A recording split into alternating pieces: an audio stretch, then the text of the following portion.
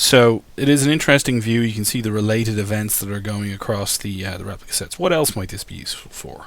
Well, first of all, let's narrow the field of view a bit. What I've done here is I've reduced the number of stats that we're actually looking at down to 4. Opcounters REPL, which is a measure of replicated operations, so that will only be populated on the secondary. And then I've got replication lag and replica, and we'll get to what that means in a second. So let's just scroll down and have a look at what's going on here. We're also going to just zoom in a little bit further. We're going to go to a 1 minute. There we go. We'll just show the last 6 hours. There we go. You might be asking yourself, why is an Opcounters REPL, replicated operations graph here for the primary? And the answer for that is, basically, there was a state transition. So you'll notice that the primary did become a secondary, the secondary did become a primary. So there's a bit of flipping around. So you're going to see some data populated here.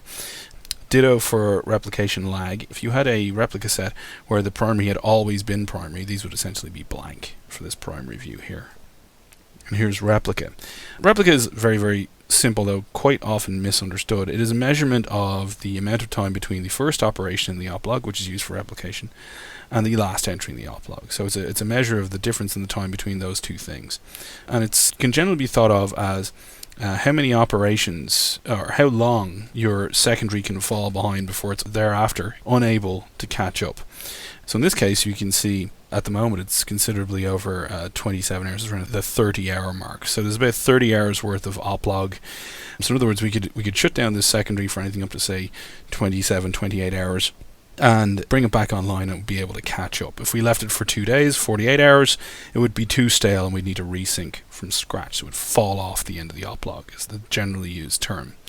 So you can imagine why you'd want to keep track of this, particularly if you had extra nodes over here, say multiple secondaries, if one of them's falling behind, or indeed if you have one of them running at a delay so that it's not picking up all the operations, you'd be quite interested to see that the replication lag on that particular secondary.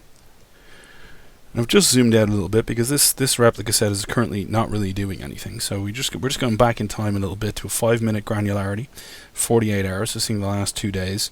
And what you'll notice here is there's very little ops in terms of what's actually going on. Look at the small scale here, 0, 1, 2. Whereas over here in the primary, you've got operations spiking up significantly, 200, 400, 600. So a much different scale over here in the primary. But the interesting part here is that the op counters in the primary are going to show up somewhere. And in particular, they're going to show up on the replicated op counters. So you can see here, the spikes on the secondary are translating into inserts. So it's about 300 inserts per second is what it's peaking at. And that's coming from these operations here on the primary. Those are coming in as inserts as well. So that makes a lot of sense. So you can see a relationship between these operations on the primary, these operations coming in on the secondary.